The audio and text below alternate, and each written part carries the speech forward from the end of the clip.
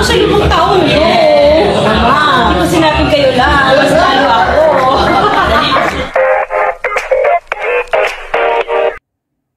Mabilis na naglalakad si Judean Santos papunta sa venue kung saan nagpapatawag siya ng meeting ng kanyang buong team. Okay lang.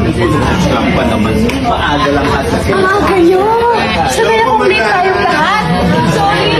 Happy birthday! Kasama ang mga ilang press at ang buong team ay naroon. Humingi ng konting dispensa si Judean Santos dahil nahuli ito sa kanyang pagdating. Masaya din naman. Kasi sa'yo niya. Pagkatapos ng kanilang meeting na ginanap sa isang restaurant, makikitang kumain na silang lahat at nilibot ni Judean ang kamera para makita ang kanyang mga kasamahan. I am here at Melos with my... Hello everyone! Maraming salamat sa Ayon pa kay Juday, pagkatapos nilang kumain ay magkaroon muna daw sila ng tsikahan dahil yung iba ay medyo matagal-tagal na rin niya hindi nakakasama. Sa Westgate Alabang, bago ako mag-chef's night mamaya, sumika muna kami kasi nga para makapagpasalamat ako.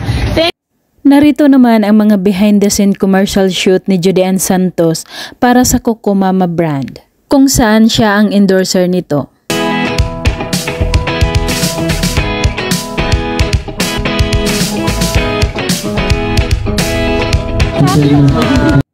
Napakaganda at maliwalas ang napili nilang lugar kung saan sila nagsushoot at napalibutan ito ng mga coconut trees.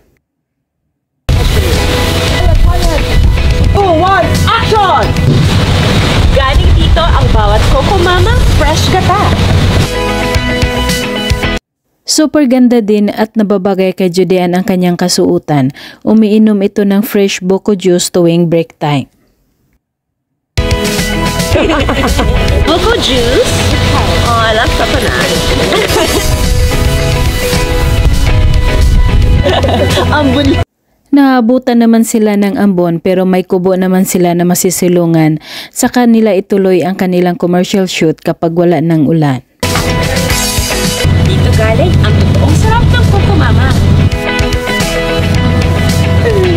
Coco Mama, fresh gata. Coco Mama, fresh. Napakaganda panoorin ang kanilang ginawang commercial shoot dahil nasa bukid sila talagang pangmasa tingnan.